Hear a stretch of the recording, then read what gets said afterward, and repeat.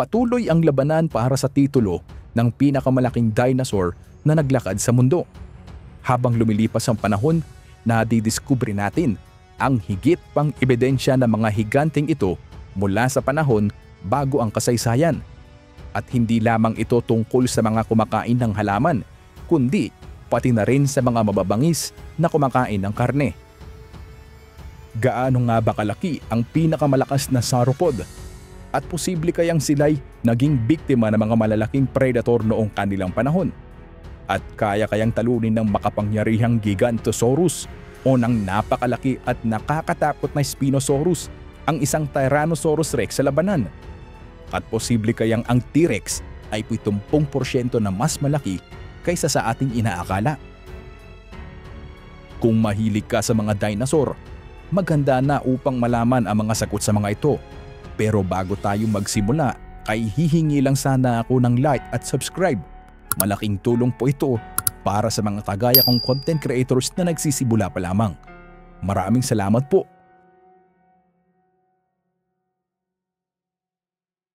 Marahil ay alam mo na ang tungkol sa mga dinosaur tulad ng Brontosaurus at Diplodocus, ang pinakamalaki at sila ang naging karaniwang larawan ng mga higanteng kumakain ng halaman sa mga museo sa loob ng mahigit isang siglo. Ngunit habang lumilipas ang panahon, unti-unti nating nalalaman na kahit ang mga napakalaking hayop na ito ay hindi pa ang pinakamalaki sa lahat. Maraming bagong buto ng dinosaur ang nadiskubre noong Great Dinosaur Renaissance na tumagal mula 1970s hanggang 1990s. At ang mga fossils na ito ay may malaking pangalan tulad ng Ultrasaurus, Sismosaurus at Superosaurus. Ang problema ay ang mga ipinakalat na impormasyon mula sa larangan tungkol sa mga higanteng ito ay hindi napatunayan sa laboratorio ng pag-aralan ang mga fossil.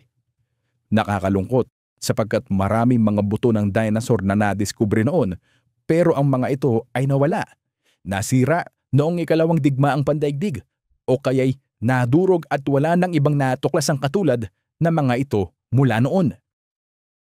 Ang pinakamalaking kompletong fossil skeleton ng isang kumakain ng halaman na dinosaur na natagpuan ay ang Brachiosaurus na may haba mula 17 hanggang 22 metro at taas na 13 metro.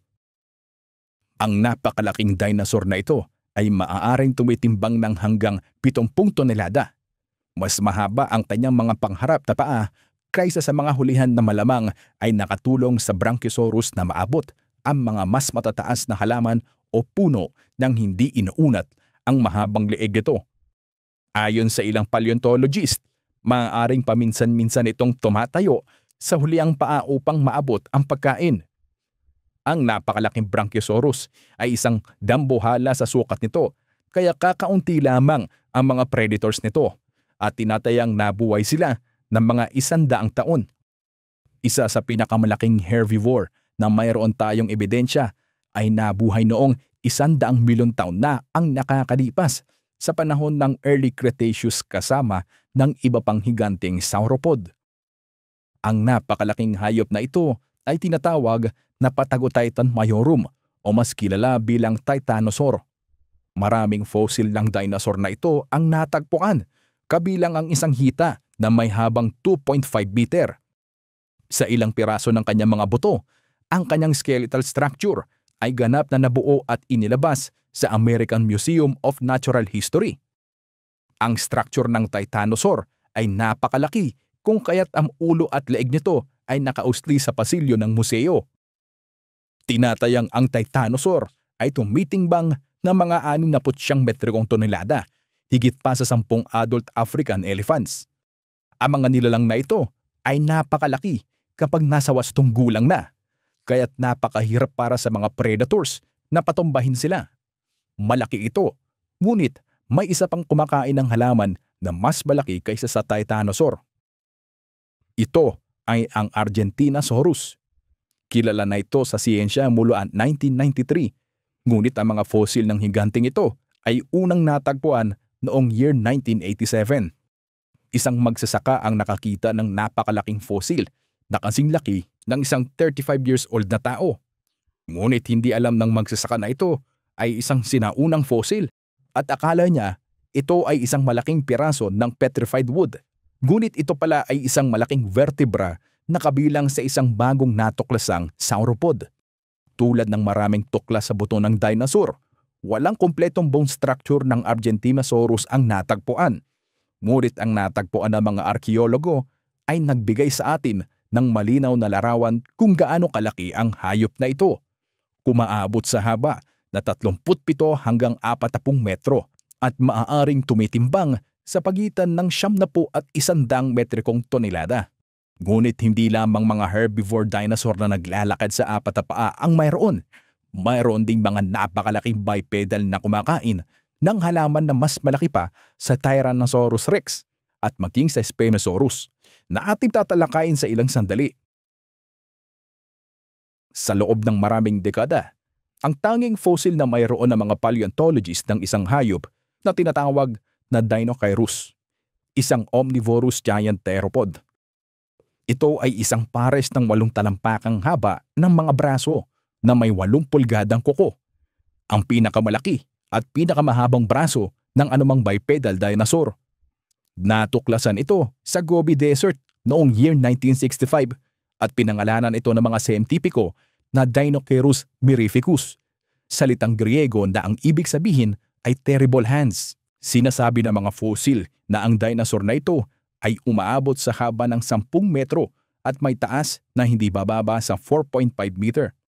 At dahil ang karamihan sa mga ganap na gulang ay tumitimbang ng higit 9 na tonelada, hindi rin ito maliit sa aspeto ng laki.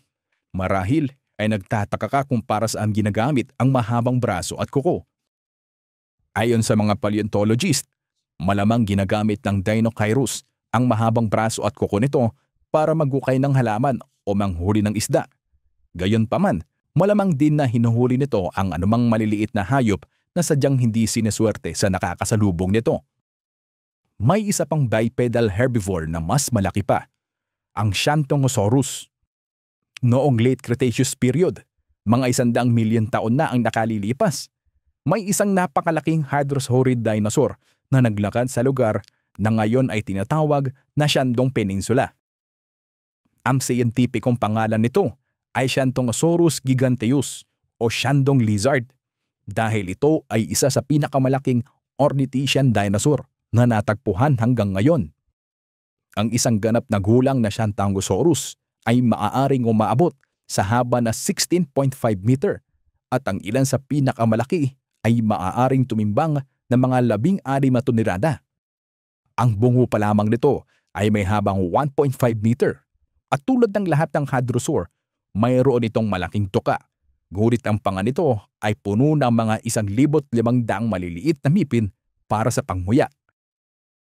Isang kakaibang dinosaur ito dahil ang fossil remains nito ay nagpapakita ng malaking butas malapit sa butas ng ilong na maaaring natatakpan ng balat na maaaring pasingawan upang makagawa ng tunog.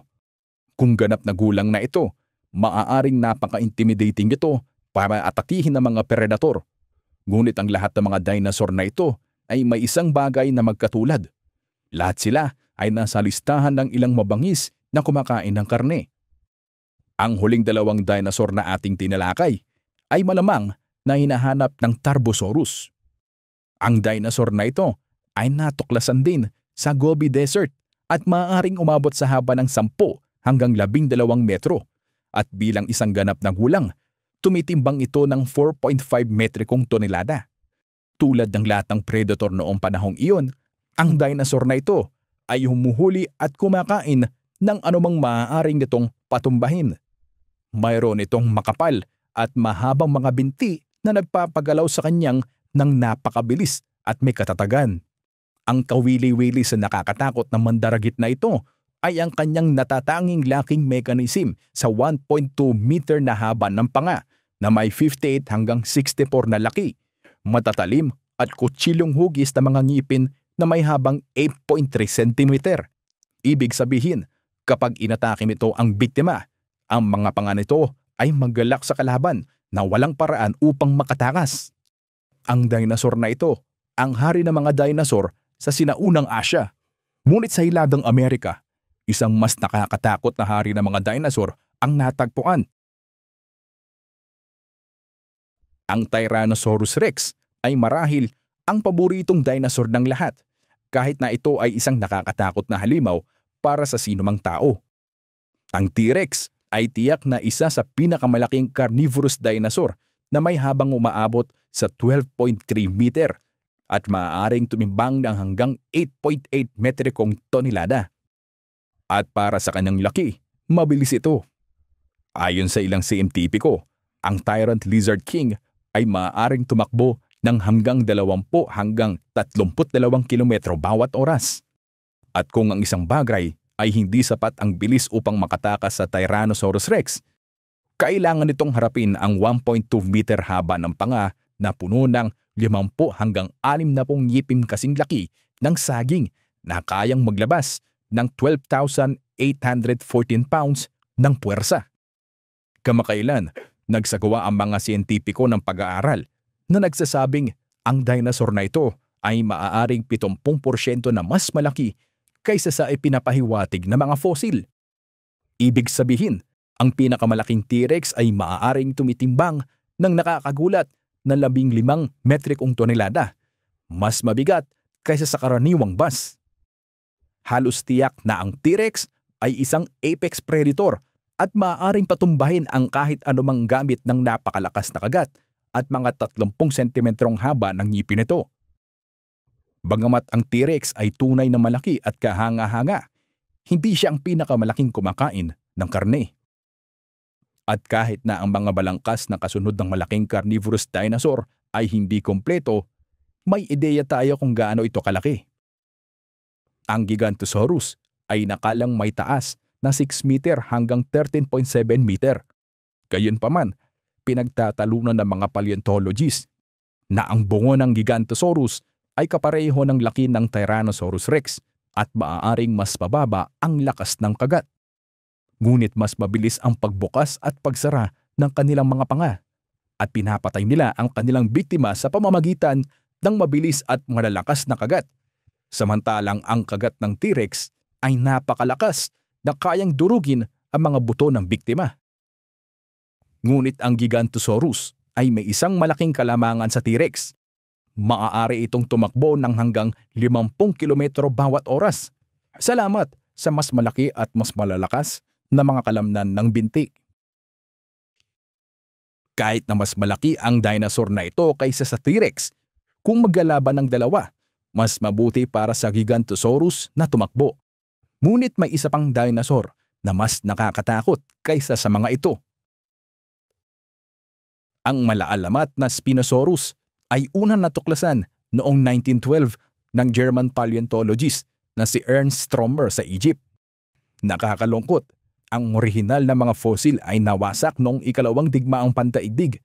Ngunit ang mga guhit at tala ng mga fossil ay sapat na detalyado para makabuo ang mga paleontologist ng ideya kung ano ang itsura nito.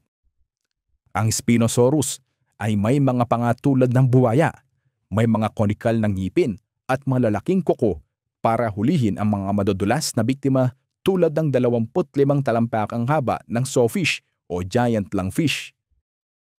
Ito ay makatwiran o may katotohanan dahil ang Egypt noong late Cretaceous period ay isang tropical na oasis na puno ng mga ilog na may mga mangrove at puno ng mga pating at iba pang mga malalaking isda.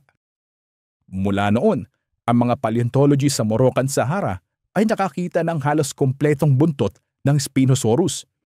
Dahil sa malaking sail sa likod nito, ang dinosaur na ito ay may taas na 6.5 meter at ang bungo nito ay may habang 1.75 meter. Ang Spinosaurus ay maaaring lumaki sa haba ng 14 hanggang 18 metro at tumitimbang ng nakakagulat ng 12,000 hanggang 20,000 kilo. At dahil mas angkop ito sa tubig, ito ay isang hybrid at maaari ring manghuli sa lupa kung kinakailangan. Kung makakasalubong ito ang Gigantosaurus, malamang na siya ang mananalo sa labanan. Ngunit ang Tyrannosaurus Rex, sa kabilang banda, na may napakalakas na kagat at 30 sentimetrong haba ng ngipin, ay maaaring magbigay ng matinding laban sa Spinosaurus. Ngayong narinig at nabasa mo na ang tungkol sa mga kahangahangang dinosaur na ito, nais naming marinig ko na sa iyo, aming mga manonood. Alin sa mga ito ang iyong paborito? Maraming salamat po sa panonood at magkita-kita ulit tayo sa mga susunod kong video. Ako si Mr. Saliksik. Sa bawat misteryo at kaalaman ay huwag nating kalimutang magsaliksik.